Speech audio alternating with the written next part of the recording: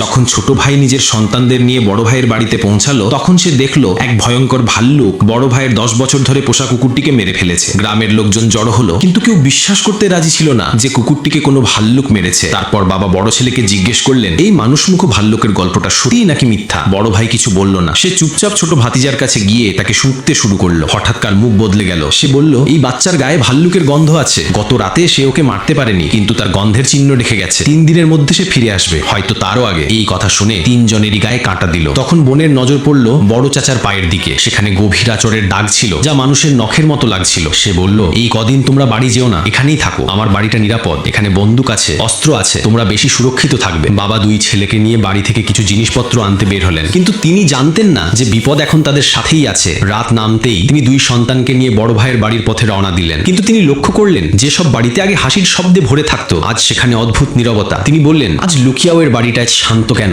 আগে তোর বাচ্চাদের হাসির শব্দে মুখর থাকতো। বিষয়টা অস্বাভাবিক মনে হওয়ায় তিনি বন্দুক বের করে লুকিয়াওয়ের বাড়িতে ঢুকলেন। ভিতরে যা দেখলেন তাতে তার রক্ত হিম হয়ে গেল। স্পষ্ট বোঝা যেত এটা মানুষমুখ ভল্লুকের কাজ। তিনি সন্তানদের বাইরে দাঁড়াতে বললেন এবং নিজে ভিতরে গেলেন। সেখানে পানির ঘড়ার ভিতর তিনি এক ছোট বাচ্চাকে দেখতে পেলেন। এই দৃশ্য দেখে বাবার হৃদয় কেঁপে উঠল। এখন তিনি নিশ্চিত হলেন যদি সেই ভাল্লুককে থামানো না যায় আরো অনেকের প্রাণ যাবে। তিনি সঙ্গে সঙ্গে গ্রামবাসীদের ডাকলেন, লুকিয়াওয়ের দাফনের ব্যবস্থা করলেন এবং বললেন, সে এখন গ্রামে ঢুকে পড়েছে। একবার এসেছে মানে আবারও আসবে। আমরা বসে থাকতে পারি না, আমাদের শিকারে যেতেই হবে। গ্রামবাসীরা রাজি হলো, কিন্তু গ্রামের সবচেয়ে অভিজ্ঞ শিকারী অর্থাৎ বড় ভাই বলল, আমি যাব না। যদি সব তরুণ পাহাড়ে চলে যায় আর ভাল্লুক গ্রামে ফিরে আসে, তাহলে এখানে নারী আর শিশুদের রক্ষা করবে কে? সবাই তার কথা মেনে নিল এবং প্রস্তুতি শুরু করলো। ঠিক তখনই ছোট ছেলে পাহাড়ের দিকে তাকিয়ে ভয়ে চিৎকার করে উঠল, দেখো, পাহাড়ে কিছু একটা নড়ছে।